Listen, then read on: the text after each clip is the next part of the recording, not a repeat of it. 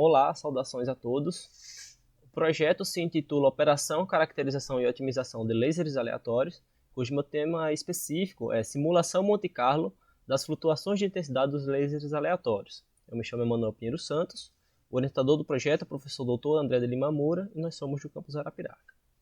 Pois bem, os objetivos do projeto primeiro, investigar a ação laser, simular os experimentos através do método Monte Carlo, e, por fim, colaborar na produção de artigos científicos com os resultados obtidos. Então, primeiro de tudo, eu quero mencionar que na literatura existem dois tipos de laser. O primeiro é o laser convencional. Nesse caso, nós temos três elementos básicos. O primeiro é a cavidade óptica, composta por espelhos. O segundo é um meio de ganho. E o terceiro é uma fonte externa de luz, uma fonte de excitação. Ocorre que essa fonte externa, ela fornece energia para esse meio, para que os átomos ali presentes absorvam essa energia, façam as suas transições eletrônicas para que venham a emitir fótons. Os fótons que são emitidos, eles ficam trafegando aqui entre os dois espelhos.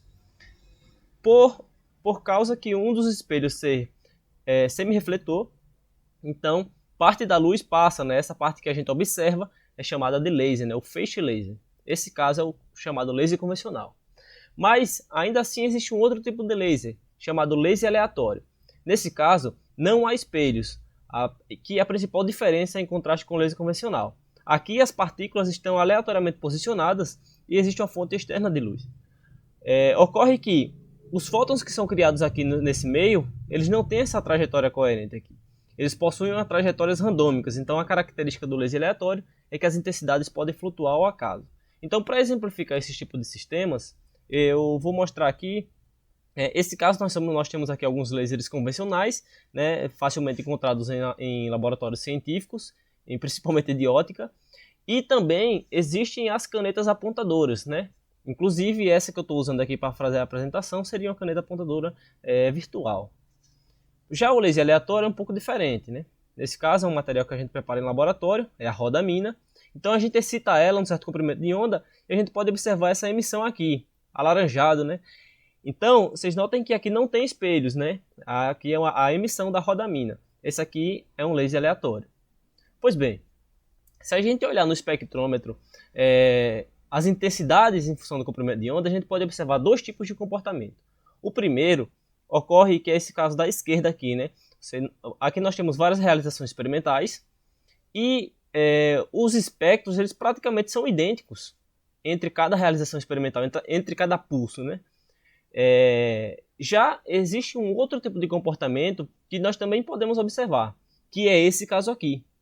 Então, nesse caso, notavelmente, existem espectros com muita intensidade, existem espectros com pouca intensidade, e essas flutuações de intensidade aqui são bem mais características. Nesse caso aqui nós fizemos no laboratório, esse aqui é o laser de excitação e esse aqui é o laser aleatório. Então essas flutuações de intensidade é um fenômeno que chamou bastante atração dos cientistas e em especial eu vou citar esse trabalho, Experimental and Theoretical Investigation of Statistical Regimes in Random Laser Emission. Nesse caso, os autores pegaram um meio com partículas aleatoriamente espalhadas, isso para poder fabricar o random laser, que do inglês para o português seria laser aleatório. Então, eles começaram a fornecer energia para esse meio desordenado.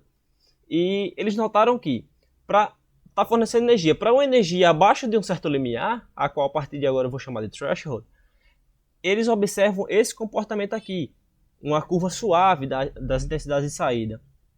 E se eu pegar muitas repetições, realizações experimentais, eu posso pegar as intensidades e montar o meu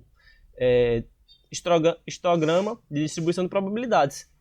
Então, eles percebem que para essa energia abaixo do threshold, essa curva aqui ela é uma gaussiana com o alfa igual a 2.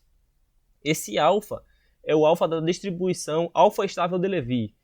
Então, quando o alfa é igual a 2, o regime é gaussiano. E quando o alfa é menor que 2, o regime é de Levy. Então, seguindo essa distribuição alfa-estável de Levy, eles aumentaram a energia que estão fornecendo ao material. Ocorre que os espectros de saída deixam de ser suaves e passam a exibir esses picos, que a gente chama de spikes. Então, ocorre que se eu pegar muitas realizações experimentais, esses spikes eles vão flutuar bastante. E o histograma vai tender essa cauda longa aqui, ó, que é uma característica da distribuição do Levy. E o alfa tem um valor menor que 2.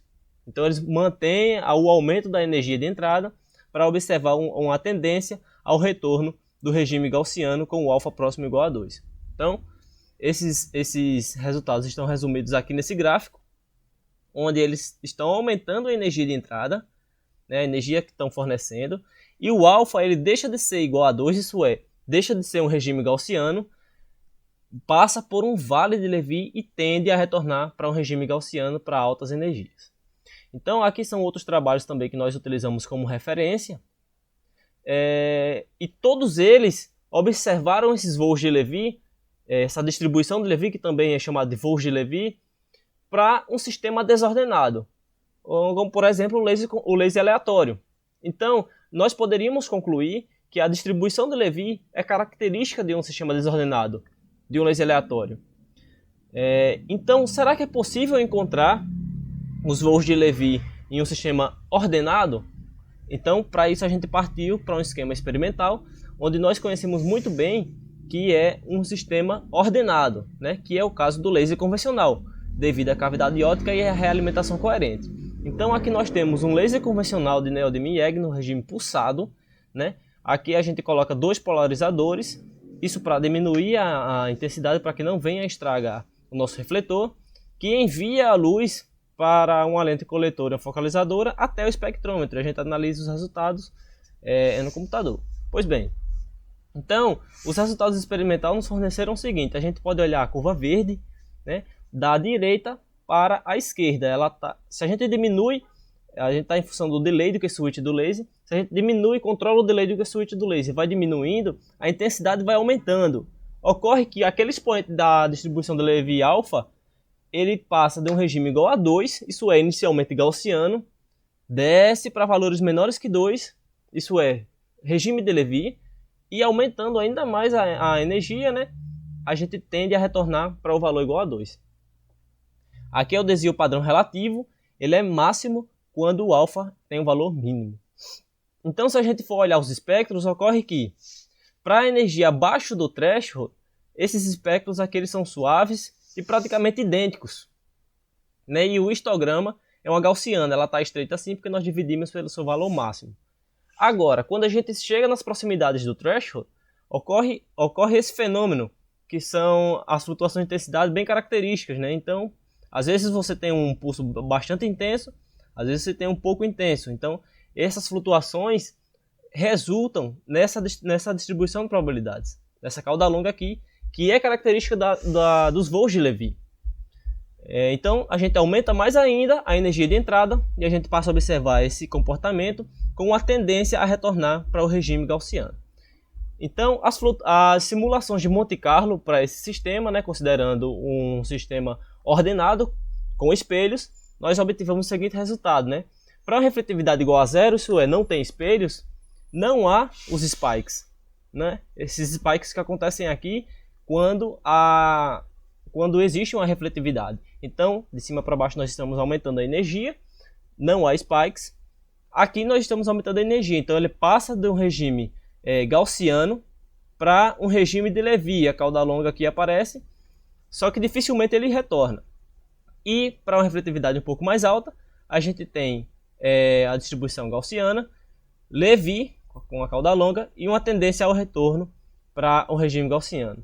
Então, para otimizar o tempo, esses resultados foram resumidos nesse gráfico. Então aqui nós temos vários índices de refletividade, né? Para algumas refletividades o regime praticamente não sai do regime gaussiano, e para outras ele sai do regime gaussiano, passa pelo vale de Levy e retorna ao regime gaussiano.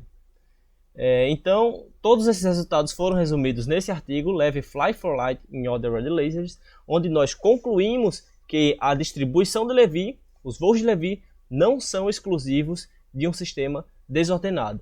Então ele foi publicado nesse periódico em fevereiro do ano de 2020. Muito obrigado.